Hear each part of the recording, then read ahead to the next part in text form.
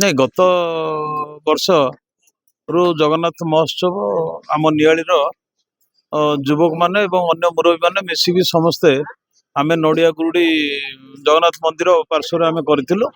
ଆମର ସମସ୍ତଙ୍କର ଗୋଟିଏ କଥା ଥିଲା, ଆମେ ନିଆଳି ନିର୍ବାଚନ ମଣ୍ଡଳୀର ବିଭିନ୍ନ ସ୍ଥାନରେ ଆମେ ଏଇଟାକୁ ପ୍ରତିବର୍ଷ ପରିବର୍ତ୍ତନ କରି କରିବୁ। ଏଇଟା ହଉଛି ଦ୍ୱିତୀୟ ବର୍ଷ 2026 ଫେବୃଆରୀ 11 ତାରିଖ ଦିନ ଏଠି ଷ୍ଟାର୍ଟ ହେଇଯିବ, ଆରମ୍ଭ ହୋଇକରି 5 ଦିନ କାଳ ଚାଲିବ ଏବଂ ମହୋତ୍ସବରେ ଆମ ଅଞ୍ଚଳର ବିଭିନ୍ନ ସଂକୀର୍ତ୍ତନ ମଣ୍ଡଳୀ ଏବଂ ବିଭିନ୍ନ କଳାକାର ଯୋଗ ଦେବେ। ଦିନ ସାରା ଏଠି ସଂକୀର୍ତ୍ତନ ଚାଲିବ। ଜଗନ୍ନାଥଙ୍କର ଉପରେ ପ୍ରବଚନ ଦେବା ପାଇଁ ମଧ୍ୟ ସନ୍ଧ୍ୟା 6ଟାରୁ ଆରମ୍ଭ ହେବ, ରାତି 9ଟା ପର୍ଯ୍ୟନ୍ତ ପ୍ରବଚନ। ଏଇଭଳି ଭାବରେ ଗୋଟେ ଆଧ୍ୟାତ୍ମିକ ପରିବେଶ ଏଠି ଉଦ୍ଦିଷ୍ଟ ହେବ। ଆଉ ଏଠାରେ ମଧ୍ୟ ଜଗନ୍ନାଥଙ୍କର 24 ଗୋଟି ବେଶ ହେବ ଏବଂ ଆନନ୍ଦ ବଜାର ଖୋଲିବ। ପ୍ରସାଦ ସବୁଦିନ ହବ, ଦିନ ରାତି ପ୍ରସାଦ ଚାଲିବ। ଆମ ଅଞ୍ଚଳର ଏବଂ ବାହାରୁ ଅନ୍ୟ ଜାଗାରୁ ବି ମଧ୍ୟ ଲୋକ ଆସିବେ ଏବଂ ଆମେ ଆମ ଅଞ୍ଚଳରେ ଯେତେ ସାଧୁ ସନ୍ଥ ଅଛନ୍ତି ଏବଂ ବାହାରେ ବି ଯେଉଁମାନେ ଅଛନ୍ତି ଆମେ ସମସ୍ତଙ୍କୁ ନିମନ୍ତ୍ରଣ କରିବୁ ଏଇଠାକରେ ଆସି ପହଞ୍ଚିବା ପାଇଁ। ନଡ଼ିଆଗୁଡ଼ି ଠାରେ ଯେଉଁ ହେଇଥିଲା ସେଠି ମଧ୍ୟ ନିମନ୍ତ୍ରଣ ହେଇଥିଲା, ସାଧୁ ସନ୍ଥ ଆସିଥିଲେ। ଏଠି ବିଭିନ୍ନ ଜାଗାରୁ ସାଧୁ ସନ୍ଥ ଆସିବେ।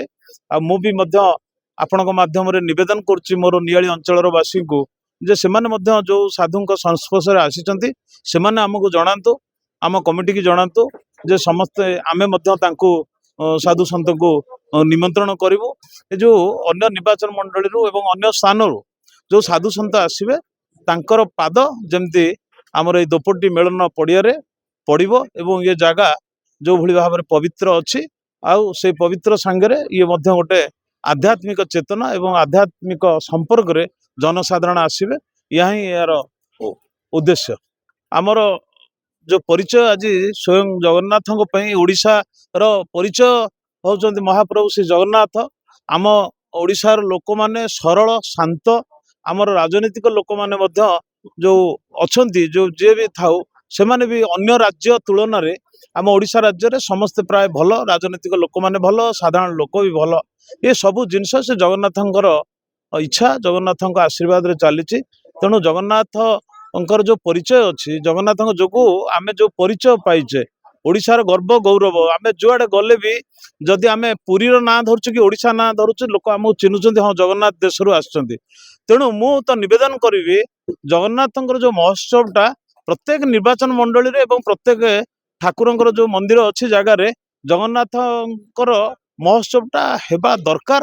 ଆମର ଆଗାମୀ ପିଢ଼ି ଯେମିତି ଜଗନ୍ନାଥଙ୍କର ଶରଣ ନିଅନ୍ତୁ ଏବଂ ଆମେ ସମସ୍ତେ ବି ପ୍ରାର୍ଥନା କରିବା ଜଗନ୍ନାଥ ସମସ୍ତଙ୍କର ମଙ୍ଗଳ କରନ୍ତୁ, ଆଶୀର୍ବାଦ କରନ୍ତୁ, ସମସ୍ତେ ଭଲରେ ରୁହନ୍ତୁ, ସମସ୍ତେ ସୁସ୍ଥରେ ରୁହନ୍ତୁ। ନା ଆମର ନିଆଳି ମାଧବ ଯେଉଁ ଅଛନ୍ତି ସେ ହେଉଛି ଜଗନ୍ନାଥଙ୍କର ମାମୁଁ ଘର। ପ୍ରତ୍ୟେକ ବର୍ଷ ଆମର ଅଷ୍ଟମୀରେ ପୋଢ଼ୁଆଁ ଆମର ଯାଏ। ଆମେ ମଧ୍ୟ ସରକାରଙ୍କୁ ମୁଁ ନିଜେ ଜଣେଇଛି ଏବଂ ମାଧବାନନ୍ଦ, ଆମର ତିଲେଶ୍ୱର ମନ୍ଦିର ଏବଂ ଶୋଭନେଶ୍ୱର ଏ ତିନିଟାର ଉନ୍ନତିକରଣ ହେବ। ଏବେ ଅଷ୍ଟଶମ୍ଭୁ ଯେଉଁ ଅଛନ୍ତି ଆମର 10 ଗୋଟି ଅଷ୍ଟଶମ୍ଭୁ, ପୁରୀ ଆଉ କଟକ ଜିଲ୍ଲା ନିଆଳିକୁ ମିଶାଇଲେ 10 ଗୋଟି ଅଷ୍ଟଶମ୍ଭୁ। 10 ଗୋଟିରୁ ଆମ ନିଆଳି ଅଞ୍ଚଳରେ 6 ଗୋଟି ଅଛନ୍ତି। ସେଥିପାଇଁକା ରାଜ୍ୟ ସରକାର ହାତକୁ ନେଇଛନ୍ତି। ଏଥିରେ ମୁଁ ଆମର ଯିଏ ଅଛନ୍ତି ଉପମୁଖ୍ୟମନ୍ତ୍ରୀ ପ୍ରଭାତୀ ଅପା ମହୋଦୟଙ୍କୁ ଧନ୍ୟବାଦ ଦେବି। ତାଙ୍କର ବିଭାଗ ଏବଂ ତାଙ୍କର ଉଦ୍ୟମ ଏବଂ ଯୋଗୁଁ ଆଜି ଆମେ 6ଟି ଶମ୍ଭୁ ଯେଉଁ ନିଆଳି ନିର୍ବାଚନ ମଣ୍ଡଳୀରେ ଅଛି ସେଗୁଡ଼ାକର ଉନ୍ନତିକରଣ କାମ ପାଇଁ 18 କୋଟି ଟଙ୍କାର ଟେଣ୍ଡର ସରିଯାଇଛି।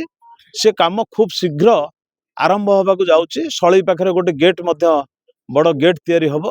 ଯାହା ହେଉ ଗୋଟେ ସେଇ ଯେଉଁ 6ଟି ଶମ୍ଭୁ ହେବ ଅନ୍ଧ କପିଳେଶ୍ୱର ଠାରୁ ଆରମ୍ଭ ହୋଇ ନିଭରଣ ପଞ୍ଚାୟତରେ ଯେଉଁ ଗ୍ରାମେଶ୍ୱର ଅଛନ୍ତି ସେଠି ସମାପ୍ତ ହେବ। ତ ତା ସଙ୍ଗେ ସଙ୍ଗେ ଇଏ ଗୋଟେ କରିଡର ତିଆରି ହେଉଛି ଯେ ନିଆଳିକୁ ନେଇକରି ପୁରୀର ଯେଉଁ ଆଉ 4ଟା ଅଷ୍ଟଶମ୍ଭୁ ଆଉ 4ଟା ଶମ୍ଭୁ ରହିଲେ ତାଙ୍କୁ ନେଇକି ଗୋଟେ 10ଟା ଅଷ୍ଟଶମ୍ଭୁ କହୁଛନ୍ତି କିନ୍ତୁ 10ଟା ଶମ୍ଭୁଙ୍କୁ ନେଇକି ଗୋଟେ କରିଡର ତିଆରି ହେଉଛି। ସେ କରିଡରର ଆରମ୍ଭଟା ଯେଉଁ ହେବା ପାଇଁ ସ୍ୱାଗତ କରିବା ପାଇଁ ଲୋକଙ୍କୁ ସଳେଇ ପାଖରେ ଗୋଟେ ବହୁତ ବଡ଼ ଗେଟ୍ ତିଆରି ହେବାକୁ ଯାଉଛି। ତେଣୁ ଏଇଭଳି ଭାବରେ ଆମ ଅଞ୍ଚଳ ଗୋଟେ ଆଧ୍ୟାତ୍ମିକର ଅଞ୍ଚଳ ହେବାକୁ ବର୍ତ୍ତମାନ ଯାଉଛି।